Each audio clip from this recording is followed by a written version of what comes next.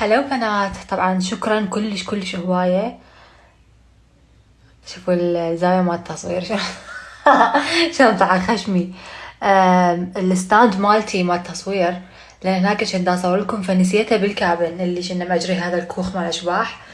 فهسه شنو مسويه؟ حاطه بوكس مال ماسكات اللي حطت من اليوم، وحاطه صندوق هيجي ورا ومثبته الكاميرا. فاتمنى هذا الشيء عادي واوكي. المهم اليوم وصلتني رسالة قالت لي نونو ليش ما تحددين كل مفضلاتك بالفترة الجاية للبلاك فرايداي أو تخفيضات الجمعة السوداء، أو هم يسموها الجمعة السوداء. طبعا ما أعرف شلون بالعراق البلاك فرايداي شهر، هنا البلاك فرايداي يوم واحد بس. المهم بهاي الفترة راح أصير أقول لكم شنو اللي تاخذوه من البلاك فرايداي وشنو اللي أعتقد ما يسوى. وخلينا نبلش اليوم بأول منتج. أول منتج راح أحكي عنه اليوم هو للشعر، لنمو الشعر، مو بس يمنع أو يخفف التساقط بنسبة كبيرة، وإنما يبدي يطلع لكم شعر حرفيا، اللي هو هذا من أنجل. هذا شايفيني أستخدمه، شايفيني أحكي عنه كلش هواية.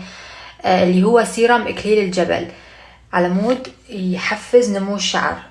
سيرم إكليل الجبل أو مادة إكليل الجبل أو مركز إكليل الجبل أثبتوا أطباء الجلدية إنه ينطي نفس تأثير المونوكسيديل.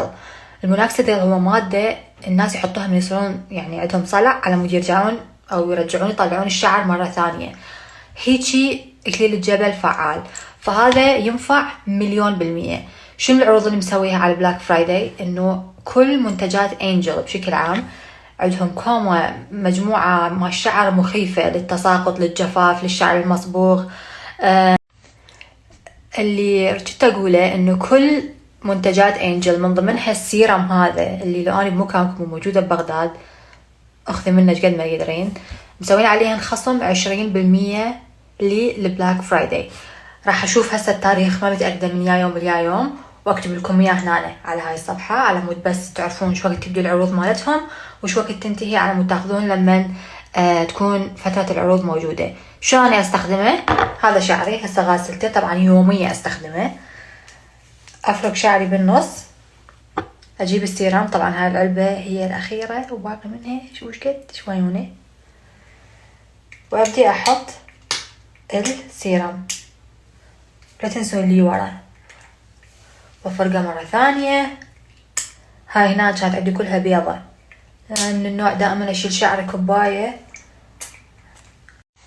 وراها أجيب هاي الأداة مالتي شايفيني أستخدمها، وبيها أبدي أسوي مساج رقيق.